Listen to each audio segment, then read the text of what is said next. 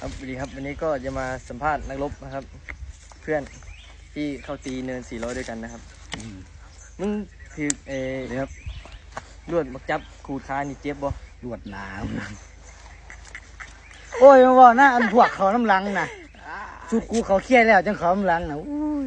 เอาผมเข้าทีหลังก็จริงแต่ผมก็เข้าไปผมก็ได้ดันได้เคลียร์คูลิตอยู่ดิไม่ใช่ผมไม่ทำอะไรดิมันโบเด็กกวาดเด็กล่างคือพวกเขาก้อนได้อันนี้เขาก้อนมันหนีกว่ากันได้บูเขาที่ลังมูนั่นแต่ผมก็ไม่ถูกยิงดิแม่แล้วเขาที่ลังเนาะเขาเครียดปลอดภัยแต่จังเขากูห่วยเขาผู้แรกผู้ได้ตีมึงได้ถือคานตีขาใครดูเขาฆ่าไล่อะลวดลามมักจับขีดบอกเลยเจ้าทีมได้ทีมของ2-0อันนี้บ่อันนี้สเก็ตบอลลูนสเก็ตตัวนี้แม่นบ่ซ่องกระสุนแตกนี่ที่2-0แตกอยู่ซิซ่องแตกอยู่น้ำผุหมดอันนี้อย่างเลือดบ่เลือดฮะเลือดน้ำมักจับขูดเลือดหนา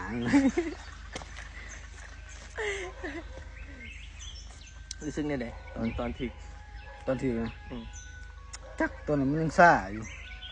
ไม่ดีค้าแหละไม่ดีค้าแสบมันห่อนรู้ว่าคันถึงยิ่งแต่มันมาปวดน้ำหลังบัดนี้ปวดขาข้างใดข้างซ้ายข้างถึงยิ่งเนาะมึงถือข้างซ้ายมึงปวดข้างขวาบ่เล่าเหตุการณ์ในประสบตอนนั้นคือเหตุยังอยู่ตอนนั้นบ่เที่ยงนั่งรถสายพานเข้าไปเนาะเอาแต่เริ่มเนาะพี่มาขัดกูได้บอกดิเราให้ฟังหน่อยเราที่แรกนั่งรถเข้าไปรถสายพานเข้าไปบาดนี้มันไปบ่ตามแผนนะ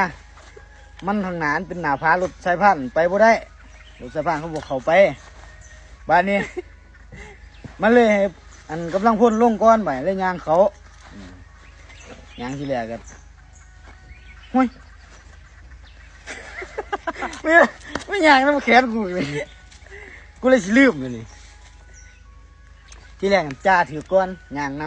ำจ่าแม็กก็ให้น้ำเนาะน้ำกับจ่าสิกยางน้ำหลังจ่าสิกแล้วพาขึ้นไปพุ่นถึงโขดหินนะเห็นบ่โขดหินนะโขดหินมองบักอันนอนตายนะบ่ทั้งนี้วะทั้งหลังคาเขียวดอกทั้งปีขวาบ่หนาชิเมียนจื้อกูได้เอาสรุปมึงถือหรือมึงไม่ถือนี่ถือแล้ววะ